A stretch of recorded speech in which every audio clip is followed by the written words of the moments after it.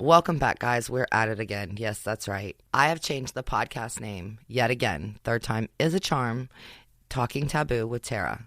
I'm going to be talking with people that are telling their stories that are unfiltered. Thank you for listening, and I hope you enjoyed today's podcast. I'm just like the girl next door. I go to the grocery store, I take my kids to softball practice, and I do all the normal things that everybody else does. But I love to talk about sex. Hello, this is Miss J. I've created this uncensored podcast to talk about sex in great detail. I'm not leaving anything off the table. Make sure there's no little ears around. It's definitely not for everybody, but you might be more intrigued than you thought. This is the Sexy Horn Dogs podcast. Now here's your host, Miss J.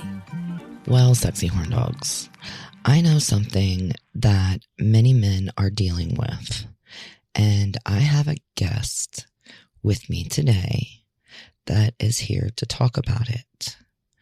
And there's men who have a great desire to still have sex, but have an ED problem, and they've been robbed of the sexual pleasure.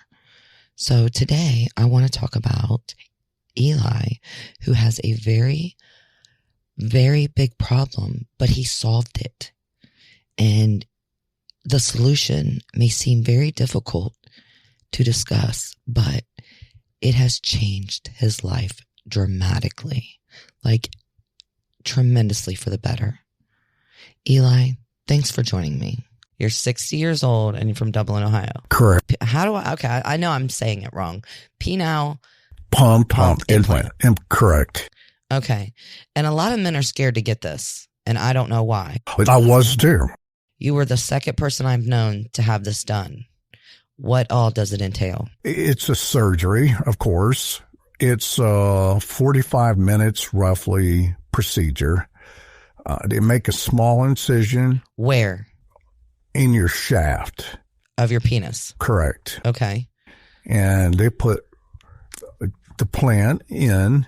It's two pumps with a tube. With the tube, and you press a button and it inflates the two tubes. Where's this button at?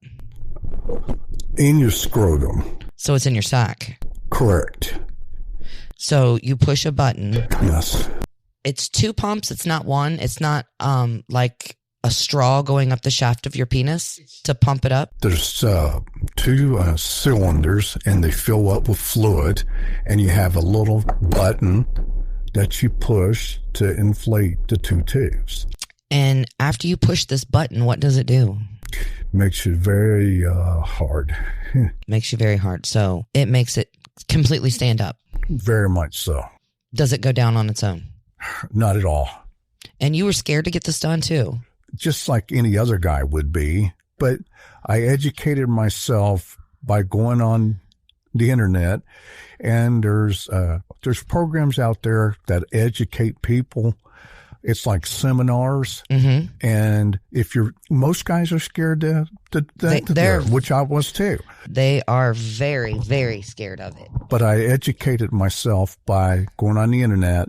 I found a gentleman who had the procedure, and he explained it to me. He says, "You got nothing to worry about. It's a very small, very, very small risk procedure to have done, and it's extremely successful."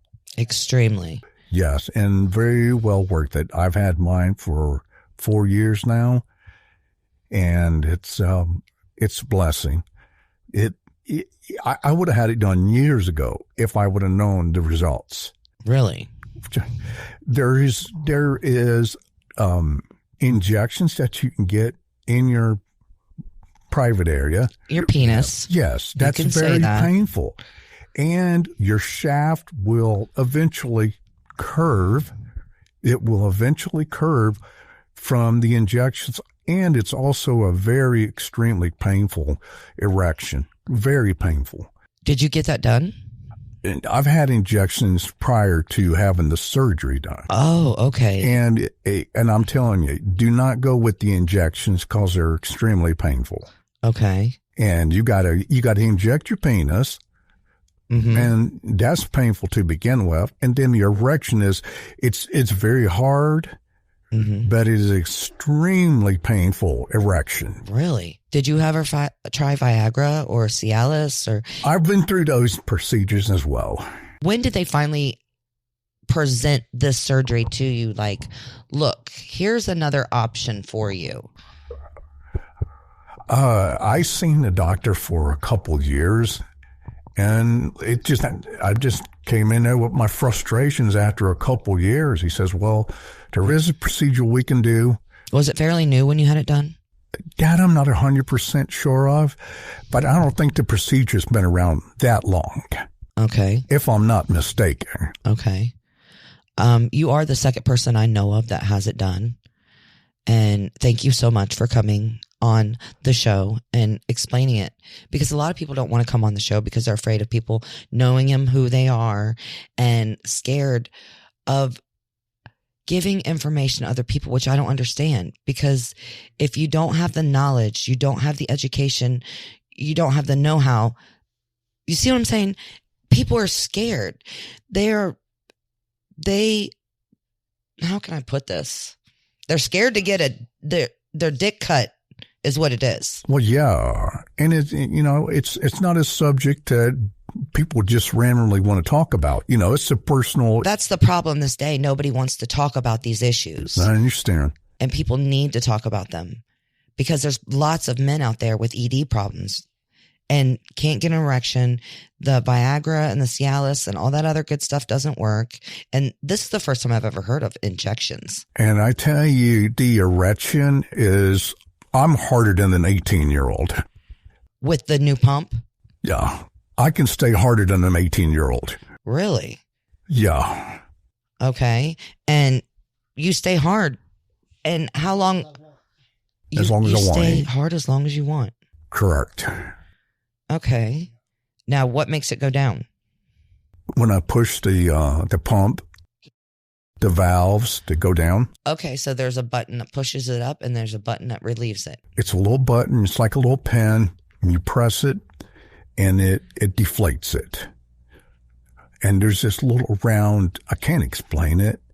It's like a little round ball. Uh-huh. And you pump it to get the inflation. Oh, so you pump your own cock up. I would say the cylinders get pumped up. That's what I would call it. Okay, the cylinders that gets your dick pumped up. Yeah, okay, that brings your dick. Okay. And even when it's not fully flated, you still have a resemblance of a normal looking person. Yeah. It looks like, it don't look shriveled or deflated. It looks like it's just down. It looks like it's a soft cock is what you're trying to say. I wouldn't even say it's completely soft. You still have a somewhat of a firmness to it, a little bit. Okay. So it's not completely soft when you have the cylinders in. When they're deflated, when it's completely down. Okay. But have you had any problems with it whatsoever? Not one issue. Not one issue. And it's a personal issue to talk about, but I tell you, if I had to do it all over again, I would. I wouldn't hesitate. And thank you for sharing this with me. I know it's personal. It is. And I know it's hard for you to share, but thank you for doing it because you're educating. There's a lot of men out there with ED problems and they don't even know this is an option for them. And I'm trying to educate men and women and get people talking about these things so people realize that sex is a big part of life. And if you're not having an orgasm, if you're not pleasing your partner, then they're going to go out and get it somewhere else. And you don't want that. So communication is key. That's another topic. Communication with your partner. I was talking to this woman. She had been married for 17 years.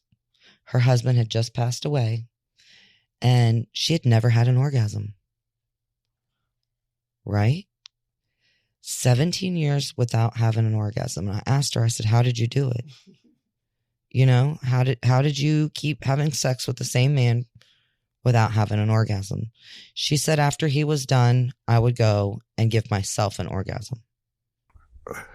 after 17 years, I'm like, why didn't you tell him that he wasn't giving you an orgasm? She said, oh, I did. I did several times.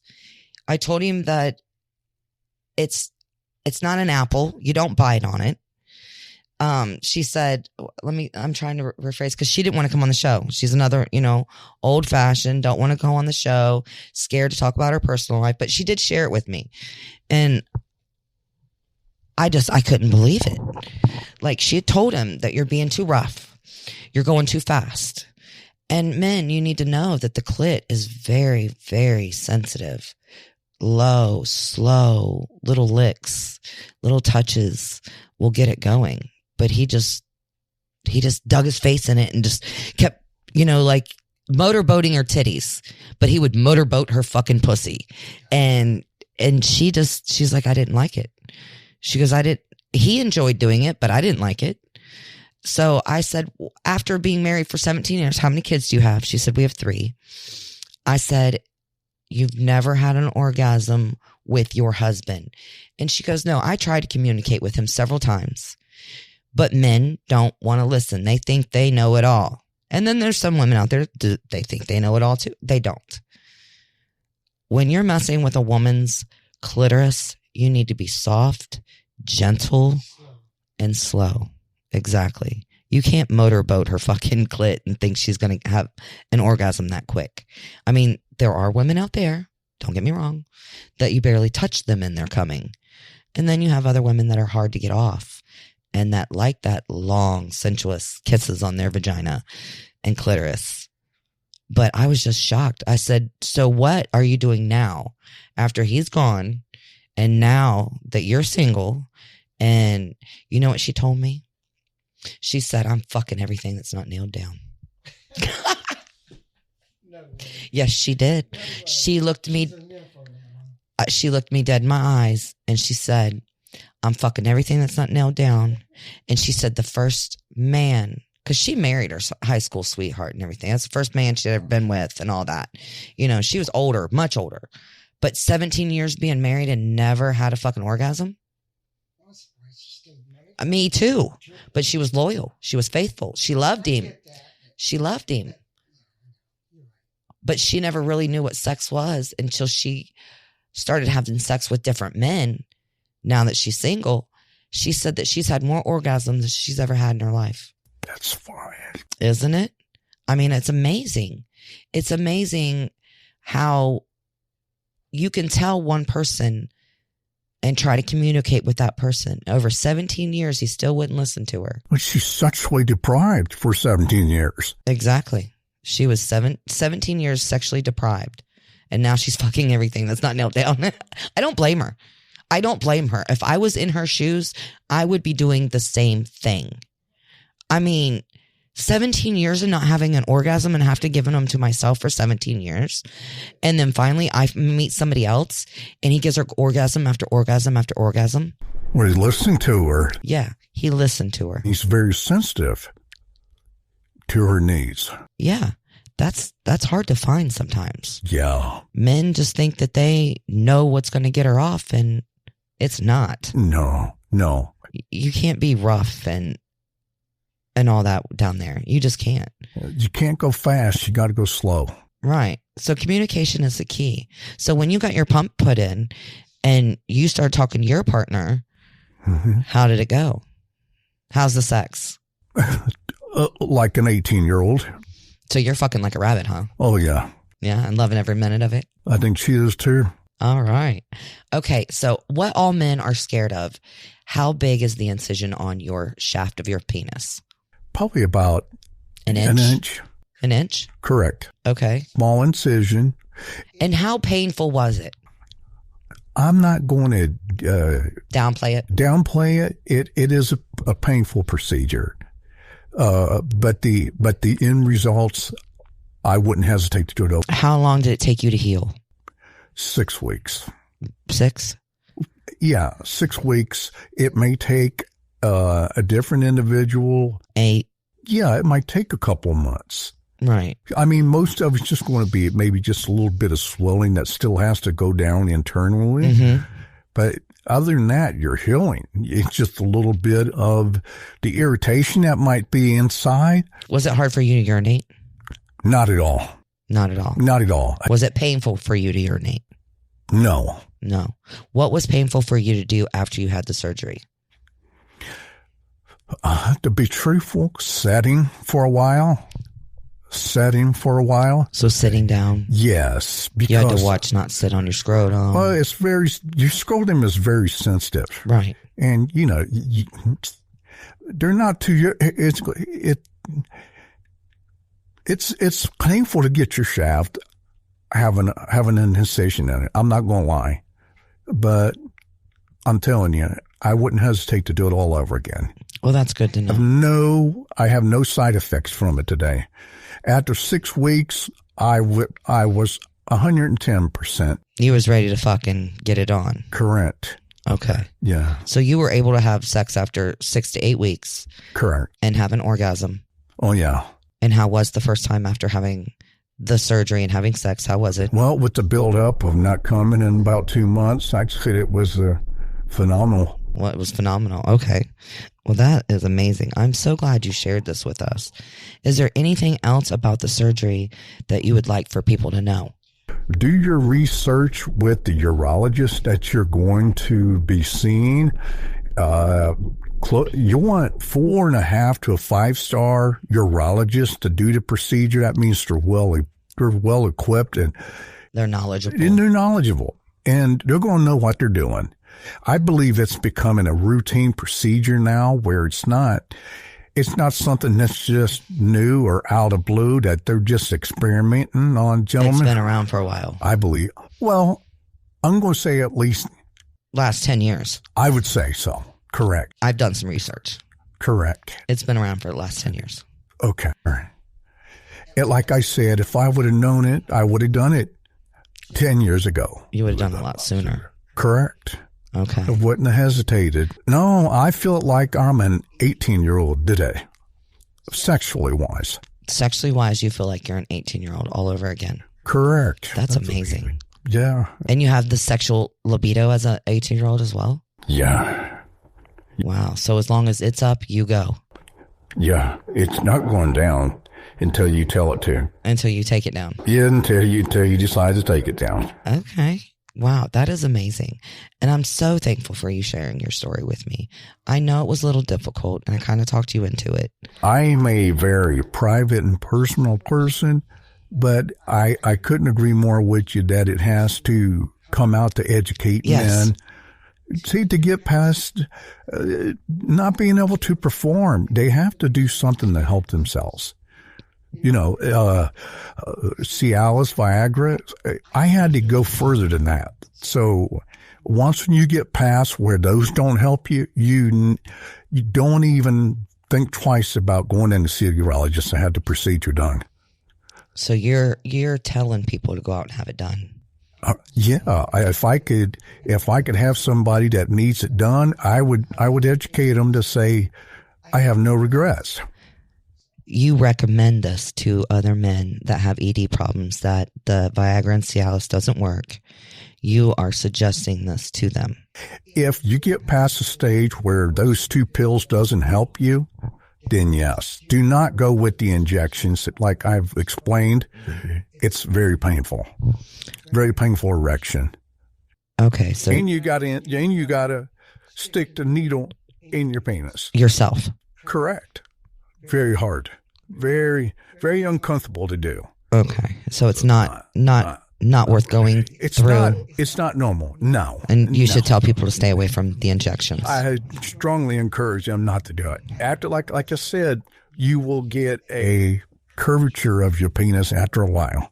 So your penis actually starts to curve the opposite way? If you continuously do it. If you do the shots more than how many times, did it say? I'm not going to say. I think it's probably going to take a while. All right. But eventually, you're going to start to see curvature of your penis. And that's not good. For most men. Right, that's not good. That's not normal and it's not good. Okay. All right. So all those men out there with ED problems and the Viagra's not working and the Cialis is not working, you highly recommend this surgery. like I said, I would, if it had been around 20 years ago when I started to have issues, yes. Well, there you have it, men. Quit being scared. Get your ass to the doctor. Get to the neurologist and get your dick looked at. Well, if you're in a relationship, you got to make her happy too. It's not just about you.